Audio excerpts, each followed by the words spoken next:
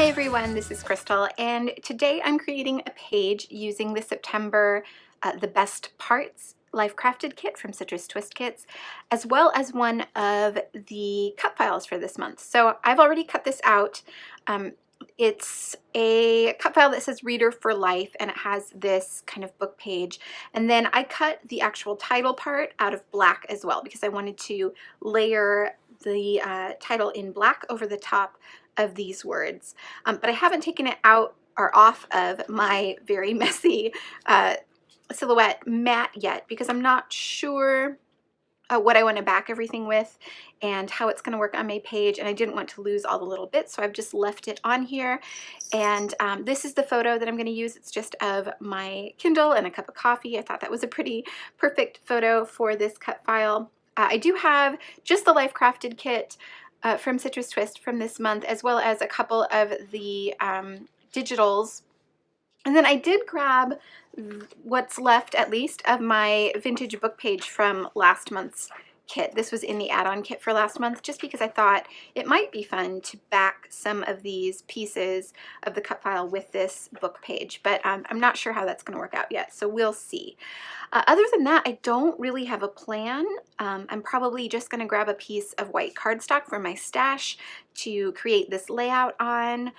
But yeah, we're just going to play and see how it goes.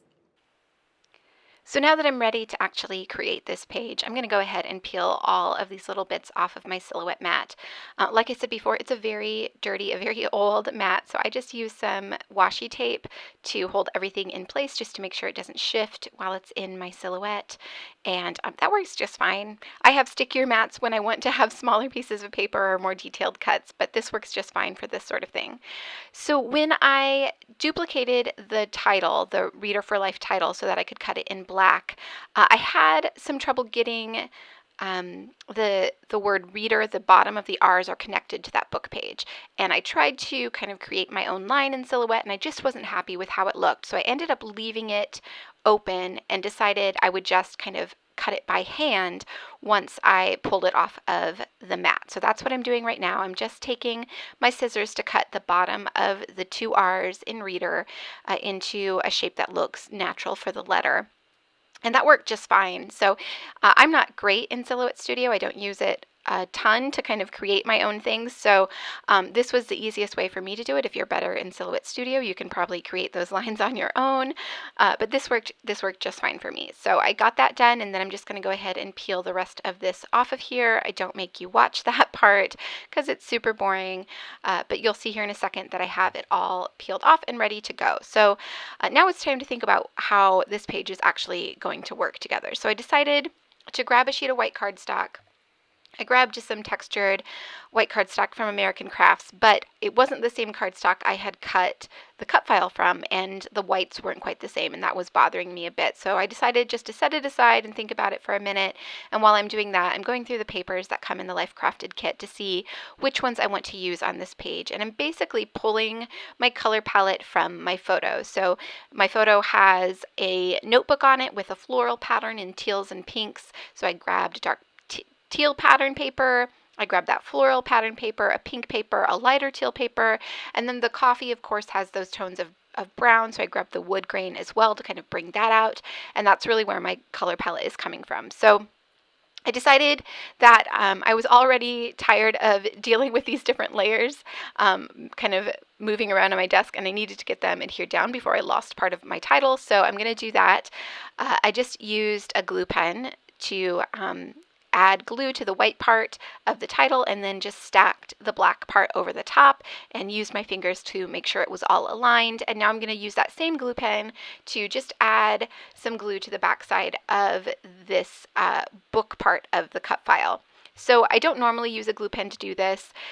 It was just on my desk from using the title. I do like to use it for words because it does give you a really fine line of glue, but it dries very quickly, and you have to be a bit careful, more careful with it than you do other liquid glues. But I used it just because it was right here on my desk, and there are some pretty tiny lines in this book cut file, so I know it would be an easy way to get glue onto all those little pieces.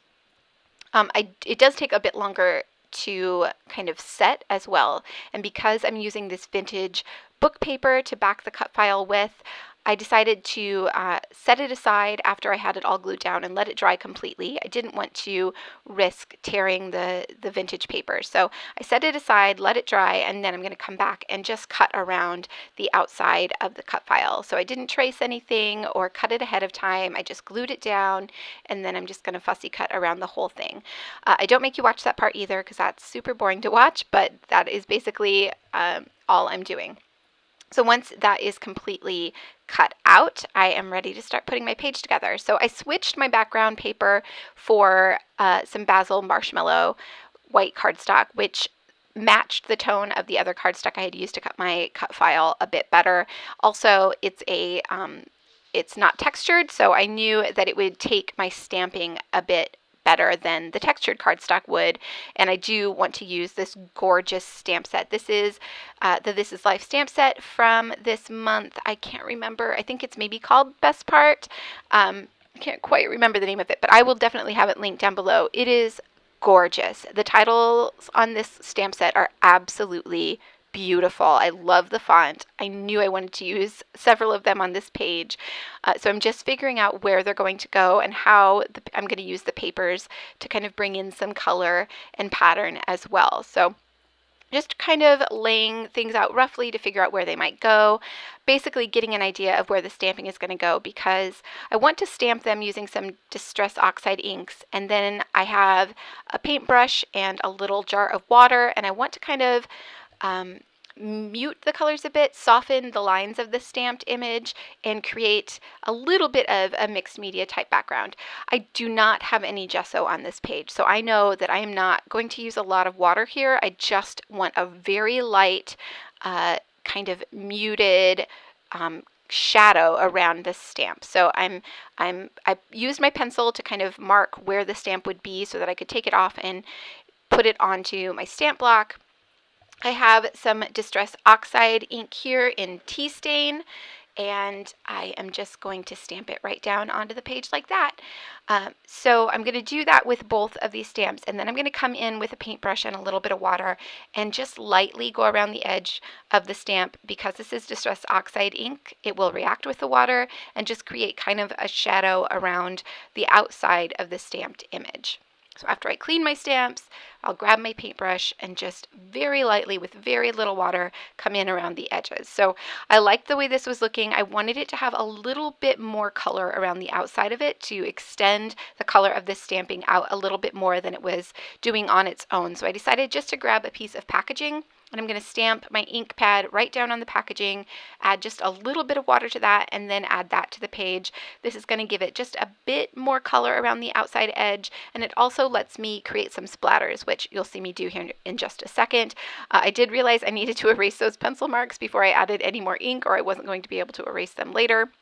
So I went ahead and did that, and then I came back in with a bit more of this ink just to create just a little kind of like staining behind the stamp. So I chose this because it's a picture of coffee and a book, and in my mind the two go together very well. So I wanted it to kind of look like coffee stained. In fact, I did even consider coming in with a coffee stain stencil, but I decided that would just be a little bit too much for this. I'm just going to stick with the color in the background here. So you saw me add some splatters, just extending that color out in kind of a diagonal line across the page. And most of those splatters in the middle are going to be covered, but you will see a few of them peeking out around the cut file, so I wanted to add those in as well. And then I felt like it just needed a little bit more depth, so I'm going to come in with a second color here in just a second, and this is, what is it called? Espresso something? Let me look it up here.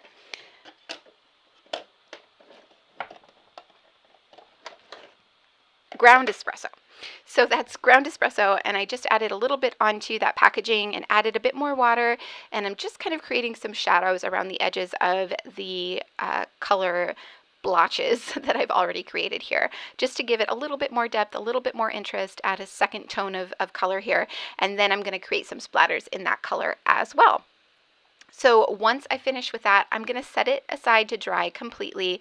Like I said, I have not treated this paper. It is basil marshmallow paper, which does take mixed media very well, but I wanted to make sure that it had plenty of time to dry and so that the paper didn't warp any more than it absolutely had to. And it did not warp at all. So it took this very little water very, very well.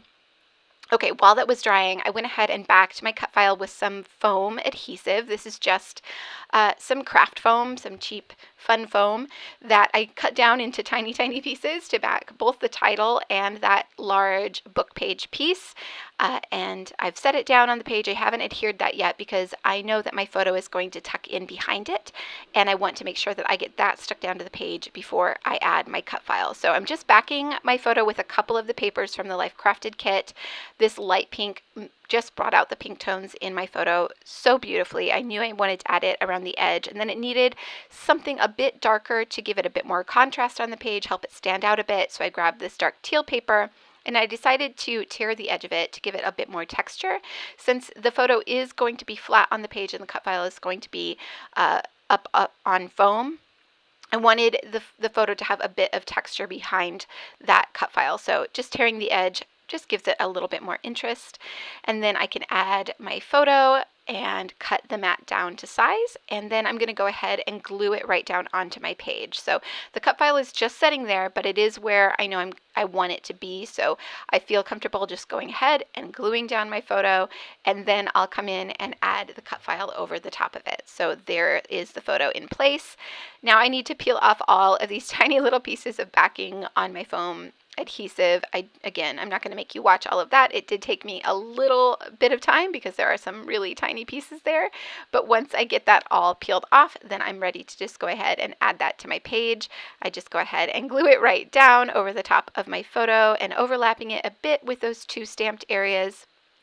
And then I'll do the same for the rest of the title. I'm just working out exactly where I want it aligned at the bottom of my cut file. And then I'm going to go ahead and do the same, peel off all those tiny little backing pieces, and then stick it right down onto the page.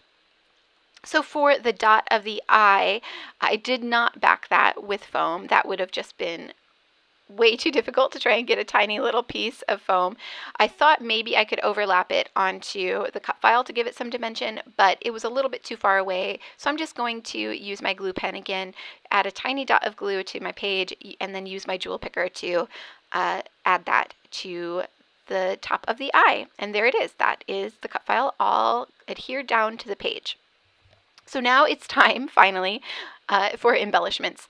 And I tried quite a few different things, but I end up embellishing this page very simply. So I tried a couple of these little fabric pieces. I actually really like the way the Today one looked. I kind of wish I had used it, but I don't end up using any of these. I looked through the cut-aparts. I try a couple of these as well. There's one on here that has a coffee cup on it, and I can't remember what the phrase says, but I thought it would be really perfect. So I go ahead and cut that out with a circle punch. I use a 1 1/4 circle punch.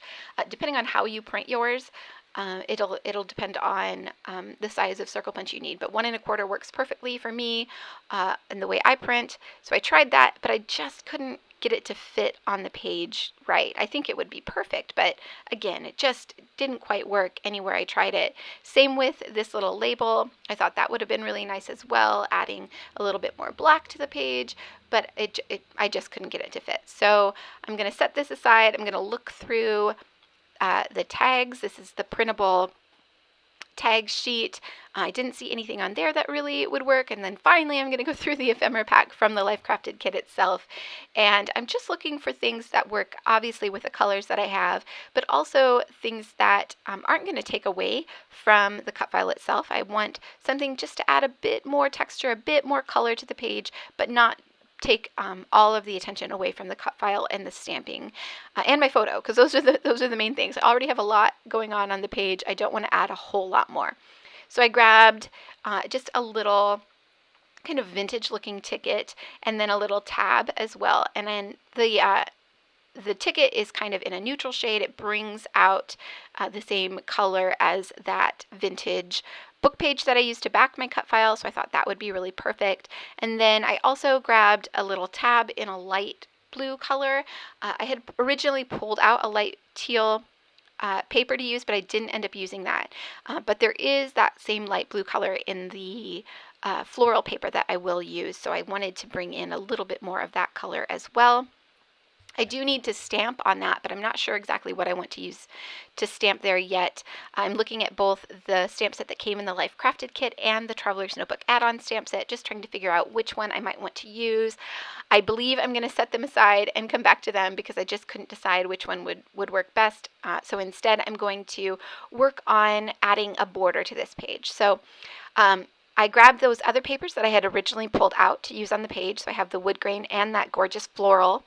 And of course, these are 6x8 papers, so they don't stretch across the whole edge of the page. So to fix that, I'm just going to cut 2 pieces. So I cut 2 pieces to the same length, or I'm sorry, to the same width, and I distressed the edge of both with my scissors, and then I'm just going to layer them at the bottom. And I'm not going to try to line them up perfectly. I want you to be able to see the layers instead of it being like trying to make it a continuous piece of paper. That way I thought it would just add a little bit more texture. So I lined those up. I'm going to trim off the excess. And then I'm going to save that tiny little strip that I'm trimming off here and add it to the top of the page. So it was the perfect width just to add a little bit more color to the top of the page, give the top of the page the same sort of border that the bottom has. So again, I'm just going to distress the edge of that with the side of my scissors, and then I'll add some adhesive and glue it right down to the top of the page. So I wanted to add in some of that floral paper as well. I just wasn't sure exactly where I wanted it. So I thought maybe I wanted to layer it over the top of the wood grain, or maybe just add a tiny strip of it to the bottom of the page. So I'm just kind of thinking about how I might want to use it, and I decide to cut an angled piece. So I just grab my scissors and cut a piece, a small strip at an angle. And I wasn't sure if I wanted to, again, to add it over the top of the wood grain or to tuck it behind, but once I had it on the page, I realized it definitely needed to go behind the wood grain. So I'm just going to tuck it in there and run the smallest edge down into the wood grain paper, so it kind of looks like it continues off the page, just adding a little bit of adhesive there to glue it down. And then I'll do the same thing again for the top of the page, just cutting another little strip. This time I already had an angle, so I just needed to grab my trimmer and trim a straight edge so that I could use that angled piece at the top. So I do already have this glued down, so I just have to peel it up to get this angled piece tucked underneath. First, I need to, again, distress it with my scissors, and then I can add some glue to the back of it and add it to the top of the page. So I'm nearly done. This is pretty much all I'm going to do to the page. I am going to add a few of those puffy hearts that came in the Life Crafted kit because I don't think I can create a project this month without adding those gorgeous puffy hearts to my page.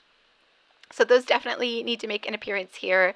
And then I will add some journaling and a date stamp, but I'll do that off camera. So I think the only thing I have left to do here, oh, I do have to stamp on my little blue tab and then add these puffy hearts. So I was trying to figure out which ones I wanted to add. I thought maybe it would be fun to add kind of a contrasting color, like this dark pink color, or you can even consider the yellow, but eventually I decided just to go with these kind of peachy brown ones that matched my stamping really well. So it's kind of tone on tone with my stamping. So I'm going to add 3 of them, 2 here at the bottom, and then 1 next to the top of my title that just kind of emphasizes that diagonal line that I have going across the page and just adds another bit of texture and dimension to kind of that background stamping. So I really like the way that ends up looking. Okay, so I'm going to add a stamp to that little blue tab. I decide to go with one that just says love, just very simple. It already, like I said, has a lot going on, and I will use black ink just to tie in the black that's already on my page. There's black in my title and there's black in my photo, so I thought black ink would work best here. And then off camera, I'm going to use the same tea stain ink to stamp my date just below my title and add just a couple lines of journaling with a black pen. And then that's it for this page. So I hope that you enjoyed watching this process. I hope that you found some inspiration for using your kits. And yeah, if you did, please do give me a thumbs up. That lets me know you like what I'm doing and that I should do more of it. And if you haven't already, be sure to hit the subscribe button and that bell to be notified when I upload new videos. I'll have the blog post that goes along with this page linked down below as well, so you can go check that out if you so desire. Thanks everyone for watching, and I will see you back here soon.